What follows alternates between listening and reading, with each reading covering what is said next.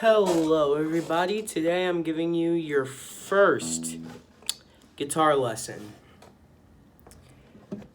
More specifically, acoustic guitar lesson. So first, how to hold it. You will be putting it on one of your legs and glue it to your stomach. And then the parts, real quick. This is the neck, this is the headstock, this is the body. We'll go into more detail in another lesson. So you put your thumb on the back of the neck, put it on one of your legs, and see this sound hole right here? You want to tuck your arm to where you're strumming up right about there. And now, how to play the thing. So this is one of the longer parts. These little bars are called frets. And right in front of it, if you press the string down, it plays, and pluck that string, it plays a note. And the higher up you go, the lower on the neck you go, the higher the note. Alright, now we're going to be going into string names. So, there are 6 strings on the guitar. The top one is the low E string. That's what it sounds like. Then the 5th one, or the one below the physically top one, is the A string. Next one is D, G, that might be a little out of tune, B, E. So, I'm gonna tune my G string real quick. Alright, that just, this is family friendly. So it was tuned a little too high. Here's what your G string sounds like. And now, frets. This would be the 1st fret, 2nd fret, 3rd fret, 4th fret, 5th fret, 6th fret, so on. And today I'm going to teach you something called a chord. A chord is a combination of notes. That's why there's multiple strings, so you can strum them and get multiple notes for something called chords, and that's what we're going to learn today. We're going to learn 3 chords, alright? So, the first chord we're going to learn is called E minor. So, if you remember the string names, go back if you have to, if you don't remember. Put your index finger on the 2nd fret, see, in between this bar and this bar is the 2nd fret. On the A string, the 2nd fret A string, put your index finger there, and then your middle finger on the D string, 2nd fret, and strum all the strings, and you'll notice it sounds nice. And you gotta press it down a little hard, not too hard. If it hurts, then just press a little bit softer, and strum all the strings. And you want to be using the tips of your fingers. I know that might hurt at first, but if you don't, you'll get sounds like this. We don't want that. So we want to use the tips of our fingers so that we can get the nice sound. E minor should sound like that. So here's what it looks like. Or you can play it like this with your middle and ring finger, but I like this because we're going to be learning some other chords, and I think it's better for transitioning between them. Here's what it sounds like.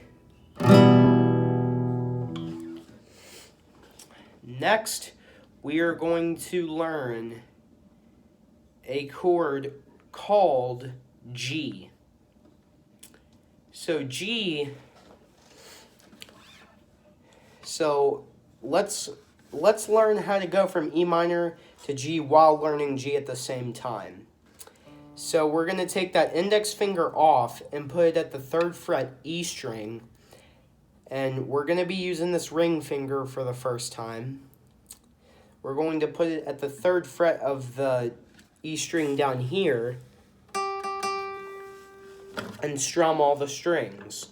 Should sound like that. Couple mistakes you could be making. You could be having lazy fingers and not using the tip. Sounds like that.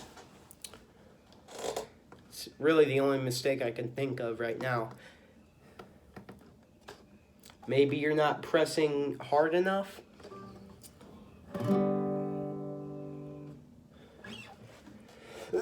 Those are the two mistakes I can think of right now. So we have E minor and G. And you'll notice if you strum them next to each other, it sounds quite nice. Now, in like future lessons, in a long time, we will be learning music theory, which is why these chords sound nice together. But we're not going to worry about that right now. We're just learning how to the basics of this instrument. All right. So you got E minor, you got G. So mess around with that a little bit. Maybe you could do some take your pick and just pick notes that are in that chord. Mess around, play with those two chords for a little bit. And I will see you in a minute to teach you your next chord.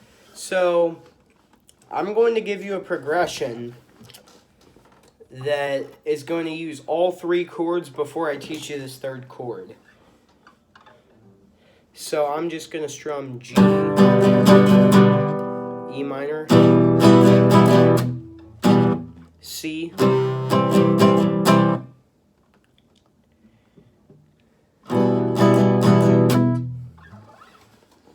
and then E minor again. So C looks like this and sounds like this. So what we're going to do is put our index finger on the 1st fret of the B string, go up 2 strings to the D string physically, and put your middle finger on the 2nd fret, and then go up 1 string to the A string and put your ring finger on the 3rd fret. This is a little bit harder than the last 2 chords. And I want you to strum from, so take that E string out. One thing you can do is put your thumb here and mute it. Just lay your thumb like that a little bit.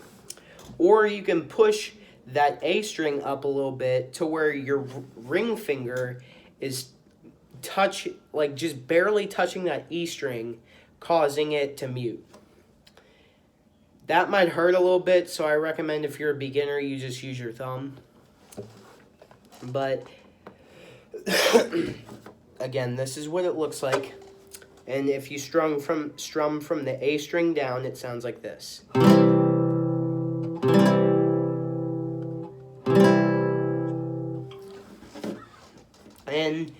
if you mess around, if you start messing around, you'll notice that going from G, that progression I did, E minor, C, E minor. Sounds quite nice.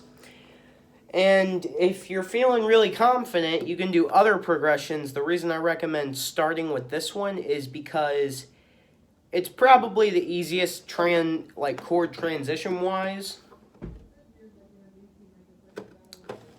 And I'm going to give you a little tip for chord transitions. And this will help you with the ones where you gotta totally change your finger position. It won't really help as much with these.